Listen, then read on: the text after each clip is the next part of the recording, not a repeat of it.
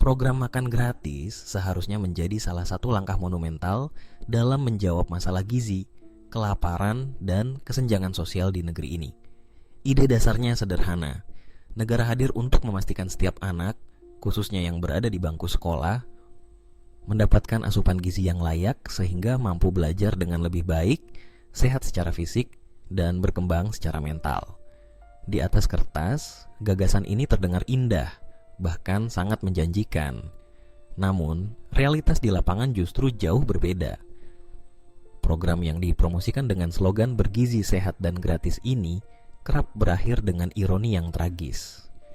Dari laporan lapangan, testimoni masyarakat, hingga pemberitaan media, muncul banyak cerita yang menyingkap kelemahan mendasar dari kebijakan ini. Mulai dari kualitas makanan yang rendah, distribusi yang amburadul, indikasi korupsi dalam pengadaan, hingga kasus keracunan massal di beberapa daerah. Alih-alih membawa harapan baru, program makan gratis justru berisiko berubah menjadi skandal besar yang meninggalkan luka sosial dan menurunkan kepercayaan rakyat terhadap pemerintah. Sejak awal digulirkan, program makan gratis dipromosikan sebagai solusi untuk dua masalah besar: malnutrisi anak-anak Indonesia dan beban ekonomi keluarga miskin. Pemerintah mengklaim bahwa dengan menyediakan makanan bergizi setiap hari di sekolah, anak-anak akan terbebas dari kelaparan dan mampu lebih fokus belajar.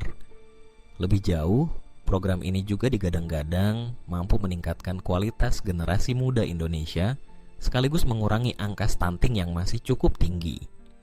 Anggaran yang disiapkan pun tidak main-main. Triliunan rupiah dialokasikan setiap tahun dengan dalih untuk membeli bahan makanan lokal, menggandeng UMKM kuliner, serta menciptakan rantai ekonomi yang lebih sehat. Dengan anggaran sebesar itu, rakyat berharap anak-anak mereka bisa mendapatkan makanan bergizi lengkap. Ada karbohidrat, protein hewani, sayur, buah, serta susu atau minuman sehat pendamping. Namun, harapan indah itu kerap hanya berhenti pada spanduk, pidato pejabat, dan brosur yang dibagikan. Ketika rakyat menengok kenyataan, yang tersaji di meja anak-anak mereka jauh dari janji yang diumbar.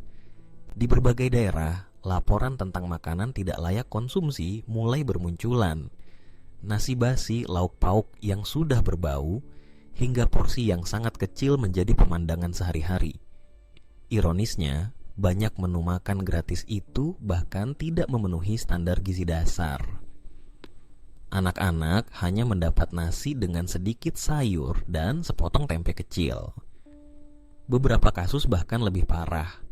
Makanan yang disajikan menyebabkan keracunan massal.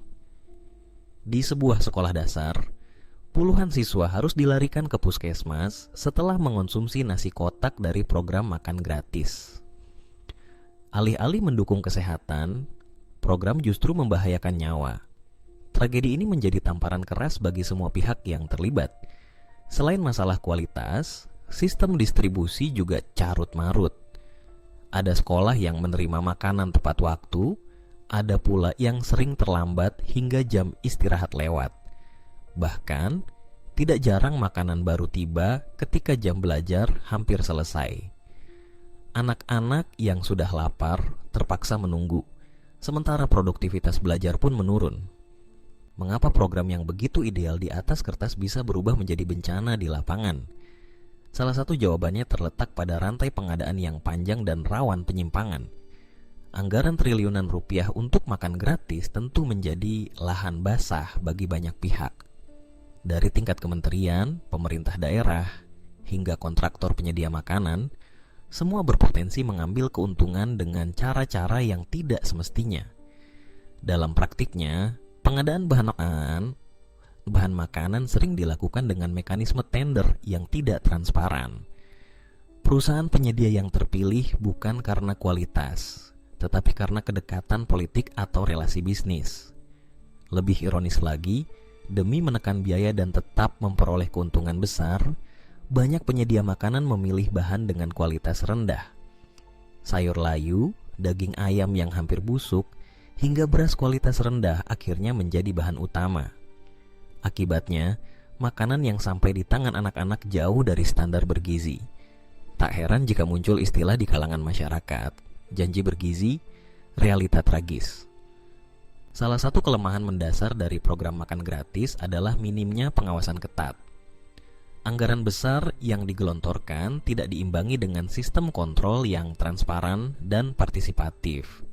Idealnya, setiap tahap program harus diawasi secara berlapis, mulai dari pembelian bahan, proses memasak, pengemasan, hingga distribusi ke sekolah. Namun, yang terjadi justru sebaliknya. Banyak sekolah bahkan tidak punya kewenangan untuk menolak makanan yang datang, meski kualitasnya buruk. Jika protes pun, suara mereka sering diabaikan. Laporan dari masyarakat sipil juga menunjukkan bahwa banyak daerah tidak memiliki mekanisme pelaporan yang jelas. Akibatnya, kasus-kasus makanan basi atau keracunan sering hanya berakhir sebagai isu sesaat di media, lalu hilang begitu saja tanpa tindak lanjut hukum. Kegagalan program makan gratis bukan hanya soal kerugian materi atau masalah kesehatan. Ia juga menimbulkan beban psikologis bagi anak-anak dan kekecewaan mendalam bagi masyarakat. Bayangkan anak-anak yang awalnya antusias menunggu makanan gratis, kemudian justru harus kecewa karena yang datang hanyalah makanan seadanya. Tidak enak, bahkan membahayakan kesehatan. Kepercayaan mereka terhadap program negara perlahan terkikis. Bagi orang tua, perasaan kecewa bercampur marah. Mereka merasa ditipu oleh janji manis pemerintah. Alih-alih membantu, program justru mempermalukan dan mengancam keselamatan anak-anak mereka. Tidak sedikit pula yang akhirnya memilih melarang anaknya ikut program makan gratis, meski berarti harus menambah beban ekonomi rumah tangga. Sebenarnya, program makan gratis bukanlah hal baru. Banyak negara telah melaksanakannya jauh sebelumnya. Namun, perbedaan utama terletak pada keseriusan pengawasan dan komitmen kualitas.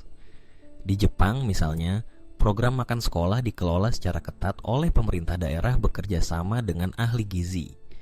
Menu yang disajikan selalu bervariasi, seimbang, dan menyesuaikan kebutuhan gizi anak-anak di tiap usia. Tidak hanya itu, sekolah juga ikut mengawasi langsung proses penyajian dan memastikan makanan selalu segar. Di Finlandia, makan siang gratis di sekolah dianggap sebagai hak dasar anak. Pemerintah benar-benar serius memastikan setiap anak mendapatkan makanan sehat tanpa terkecuali. Transparansi anggaran juga dijaga ketat sehingga risiko korupsi sangat kecil. Sayangnya, di Indonesia, program makan gratis justru terjebak pada pola lama. Anggaran besar, pengawasan lemah, dan kepentingan politik yang lebih menonjol daripada tujuan kemanusiaan. Melihat berbagai masalah yang muncul, ada dua pilihan utama untuk menyelamatkan program makan gratis ini: reformasi total atau dihentikan sementara. Reformasi total berarti membenahi seluruh rantai program, mulai dari pengadaan, distribusi, hingga pengawasan. Pemerintah perlu melibatkan ahli gizi, organisasi masyarakat sipil, dan bahkan orang tua siswa dalam pengawasan kualitas makanan. Transparansi anggaran harus dijadikan prinsip utama, dengan akses laporan terbuka bagi publik. Selain itu, perlu ada sistem sanksi yang tegas. Penyedia makanan yang terbukti menyalurkan bahan tidak layak harus segera diputus kontraknya dan diproses hukum. Pemerintah juga harus mendorong keterlibatan UMKM lokal dengan standar kualitas yang jelas, bukan sekadar bagi-bagi proyek politik. Namun, jika reformasi semacam ini sulit dijalankan, maka pilihan kedua adalah menghentikan sementara program makan gratis. Lebih baik tidak ada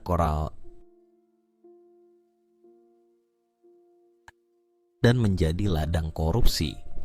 Program makan gratis awalnya dipuji sebagai kebijakan berani yang berpihak pada rakyat kecil. Namun, tanpa tata kelola yang baik, program ini berisiko berubah menjadi skandal nasional. Janji bergizi berubah menjadi realita tragis yang merugikan anak-anak, orang tua, dan kepercayaan publik. Kegagalan ini harus menjadi pelajaran berharga bahwa setiap program populis dengan anggaran besar tidak boleh dijalankan tanpa sistem pengawasan yang kuat. Jika tidak, yang terjadi hanya pemborosan, korupsi, dan penderitaan baru bagi rakyat. Pada akhirnya, program makan gratis bukan sekadar soal memberi makan. Ia adalah ujian sejauh mana negara benar-benar peduli pada masa depan generasi mudanya. Jika pemerintah serius, program ini bisa menjadi investasi emas untuk bangsa. Namun jika hanya dijadikan proyek politik, maka yang tersisa hanyalah skandal memalukan yang akan dikenang sepanjang sejarah.